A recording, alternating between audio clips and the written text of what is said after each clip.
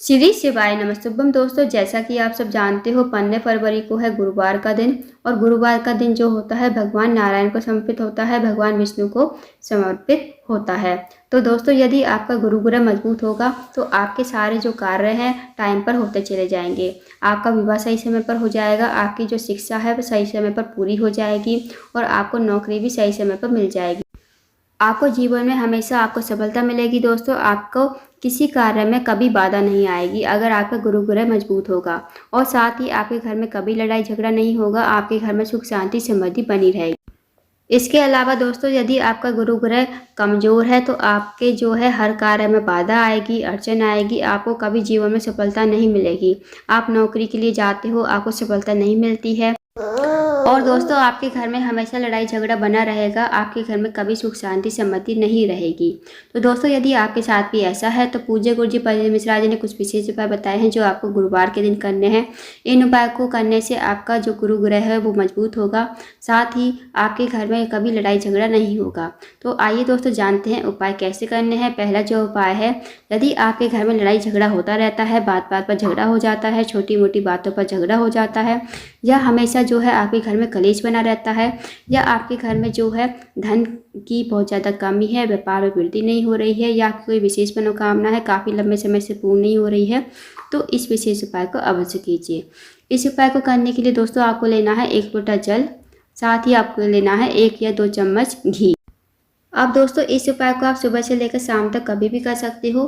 अब इन्हें लेकर चले जाइए आप शिव जी के मंदिर में।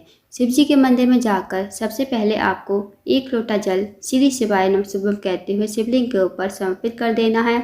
और आपको इतनी धीरे जल चढ़ाना है ताकि आप 11 बार श्री शिवाय नमः का जाप कर सको। अब जो दोस्तों आपके पास घी है ना, वो आपको आपके अंगूठे की साथ वाली उंगली, जिसे तर्जनी उंगली कहते हैं, उस उंगली पर आपको घी लगाना है और माता असौसुंदी के स्थान पर आपको इस घी से लेपन कर देना है। अच्छी तरह से आपको माता असौसुंदी के स्थान पर घी से लेपन करना है। फिर आपको मन ही मन मनोकामना बोलनी है। जो भी आपकी मनोकामना है, आपके घर में लड़ाई झगड़ा होता रहता है, या घर में सुख शांति समृद्धि बिल्कुल भी नहीं है, या आपकी कोई विशेष मनोकामना है, चाहे वो धन से जुड़ी हुई हो, व्यापार से जुड़ी हुई हो, अपनी मनोकामना बोलिए।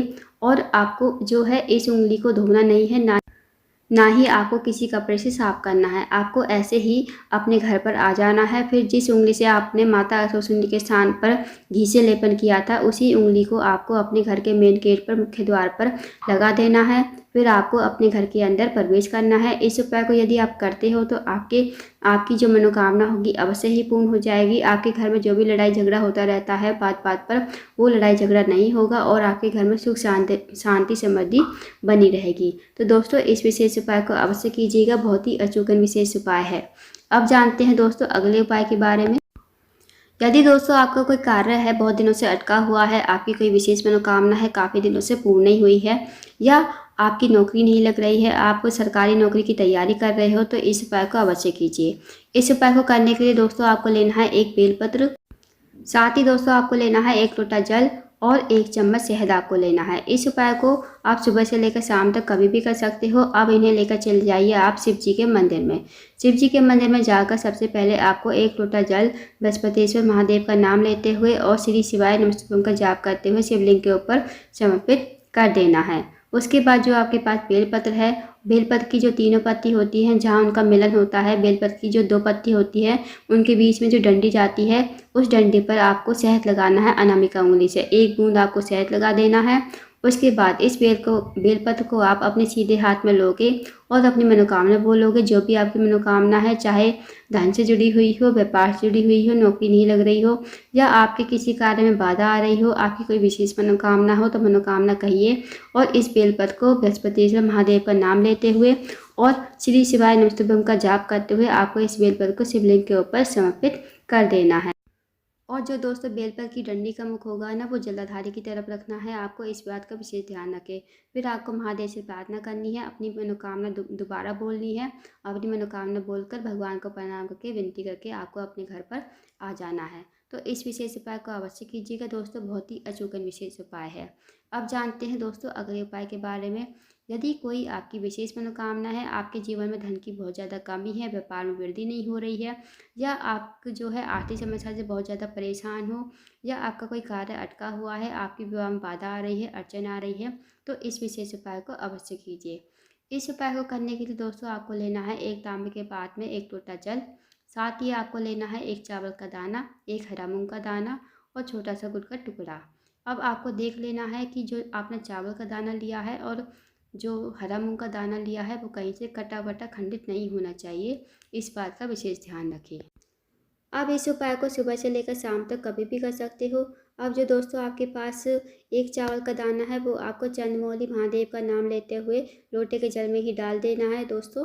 यदि हम चावल का उपाय करते हैं लोटे के जल में डालकर, तो ये जो हमारे जीवन में धन की कमी चल रही है वो उस कमी को पूरा करने के लिए ये उपाय किया जाता है। तो आपको 1 चावल का दाना लोटे के जल में चंद्रमौली महादेव का नाम लेते हुए डाल देना है।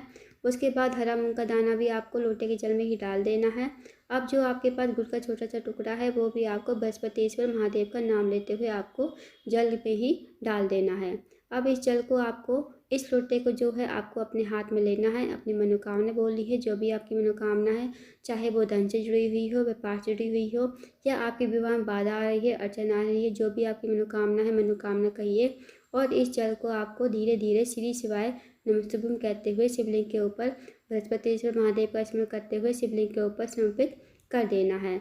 और आपको जल जो है इतनी धीरे से चढ़ाना है ताकि आप 11 बार श्री शिवाय नमस्तुभ्यम का जाप कर सको, बृहस्पतिश्वर महादेव का स्मरण कर सको।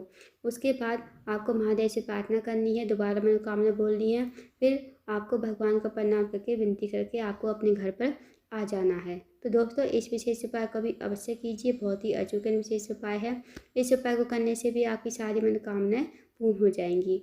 तो इन विशेष उपाय को अवश्य कीजिएगा। तो दोस्तों ये थे कुछ विशेष उपाय जो आपको गुरुवार के दिन करने हैं। इन विशेष उपाय को अवश्य कीजिएगा। अगर आपको जानकारी पसंद आई हो, वीडियो को लाइक करना, शेयर करना, चैनल को जरूर सब्सक्राइब करना और कमेंट बॉक्स में श्री शिवाय नमस्तुभ्यम हर हर महादेव जरूर लिखना।